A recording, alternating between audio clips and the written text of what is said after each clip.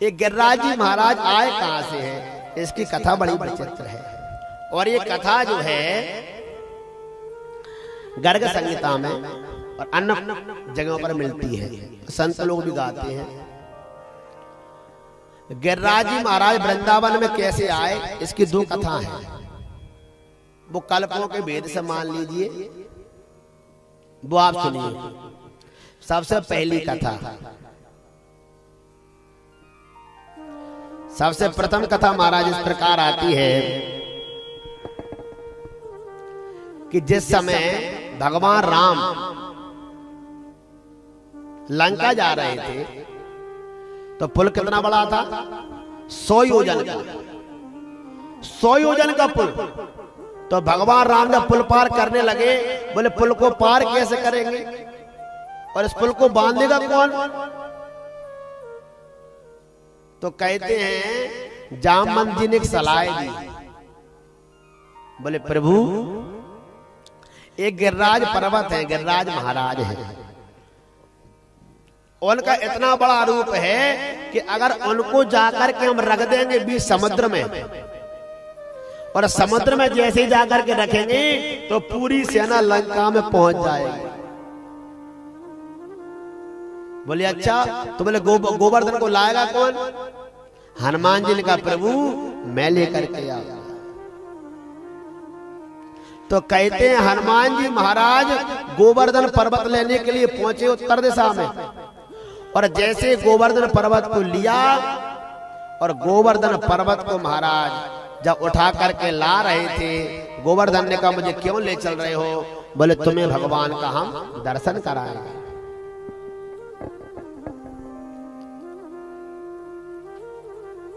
और दर्शन कराने के लिए जब लाने लगे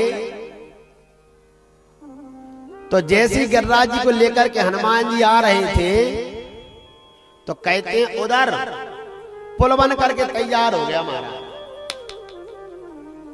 पुल बन गया, 5 दिन में पुल बन गया। और जैसे वो पुल बंधा तो राम जी ने कहा नारद जी से, अरे नारद जी पुल बन कर तो तैयार हो गया, हनुमान जी गोवर्धन को लेकर के आ रहे होंगे, आप ऐसा करो जाओ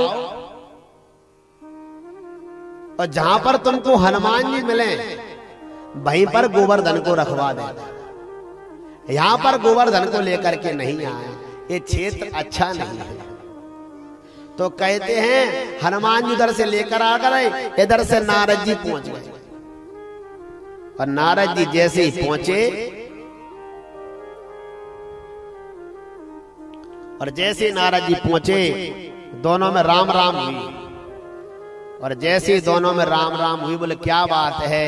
तो नारद जी ने कहा अरे हनुमान जी महाराज आप गिरिराज को यहीं पर रख दीजिए, ये वृंदावन की भूमि है, पवित्र भूमि है, और पुल बन करके तैयार हो गया है, आप यहीं पर गिरिराज को रख दीजिए। गोवर्धन ने कहा सुनो, आपने मुझसे कहा था कि भगवान के दर्शन कराऊंगा, मुझे लेकर के चलो। तो हनुमान जी ने कहा देखो भैया गिरिराज पुल बन करके तैयार हो गया, अब राम जी लंका जाएंगे और तुम तो अब यहीं वृंदावन में ही रहो, और मैं तुमको वचन दे करके जाता हूं कि जब राम जी कृष्ण बन करके आएंगे, जब राम भगवान श्री कृष्ण बनेंगे तो वो तुम्हारा उद्धार जरूर करेंगे और तुम्हारी पूजन करवाएंगे, तुमको उंगली पर धारण करेंगे और तुम्हारा कल्याण करेंगे। बोलो गिरिराज महाराज की जय हो। तो गोवर्धन पर्वत जो है त्रेता युग के ही थे महाराज, ये संत लोग कथा कहते हैं।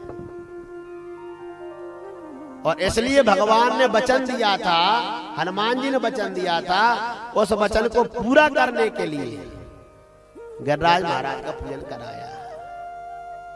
प्रेम से कहिए राधे राधे, जोर से बोलो। अब एक बात और है, ऐसी कथा आती है कि गोवर्धन महाराज रोज एक तिल घटते हैं। कितने तिल जानते हो ना? हाँ, लड्डू खाते ना तिली के। 1 तिल रोज घटते हैं। गिरिराज जी बोले घटते क्यों में? बोले इनको श्राप है महाराज घटने का। बोले श्राप किसने दिया है? बोले श्राप दिया है रावण के दादाजी ने, गिरिराज महाराज। उसकी कथा कैसी है तो वो भी आप सुन लीजिए। अब ये जो आपसे कथा कही ना, इसमें तो हनुमान जी लेकर आए गिरिराज जी को। अब ये जो कल्प के वेद से कथा है, उसमें ऐसी कथा आती है कि जो रावण के दादाजी हैं पुलस्त ऋषि, वो पुलस्त ऋषि गिरिराज को लेने गए थे, गोवर्धन महाराज। क्योंकि गोवर्धन की तलैटी में बैठ करके भजन करने से अनंत गुना फल प्राप्त होता है।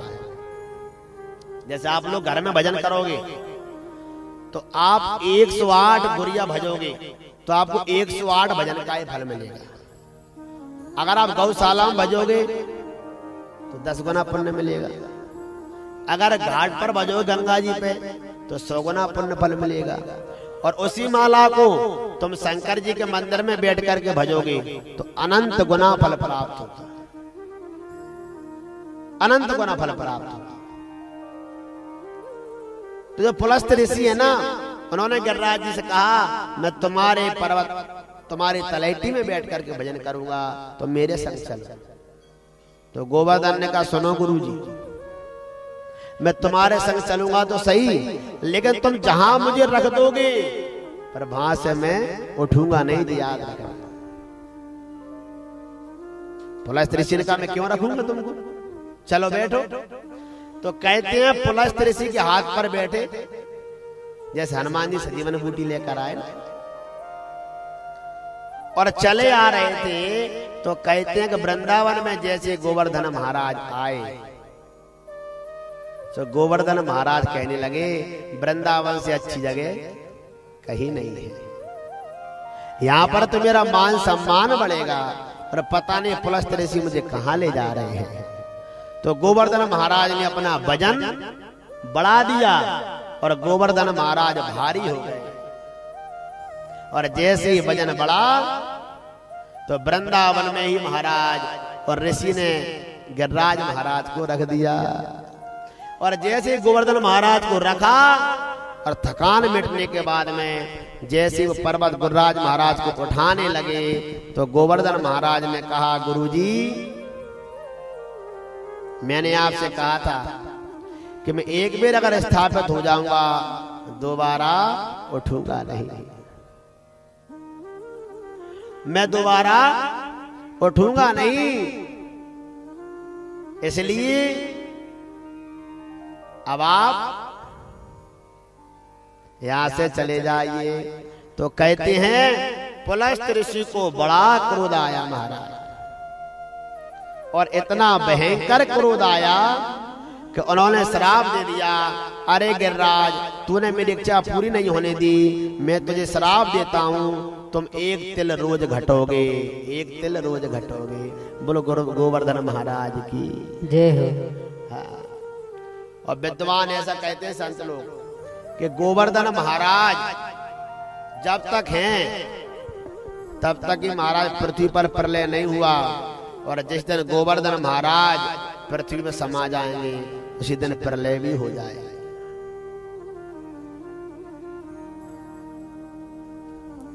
लेकिन गोवर्धन तो साक्षात भगवान का रूप है महाराज, हैं, उन्हें कौन मिटा सकता है। बोलो कृष्णचंद्र भगवान जय हो।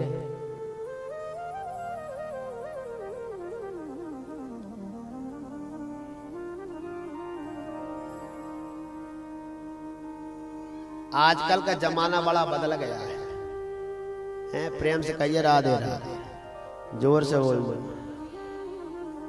पहले कितनी मर्यादा थी, हर काम में मर्यादा। पहले ना तो लड़का लड़की को देखता था, ना लड़की लड़का को देखती थी, चाहे काने हो, चाहे टेढ़े हो, चाहे भेड़े हो। बड़ों ने कह दिया बोले शादी होनी है, माने होनी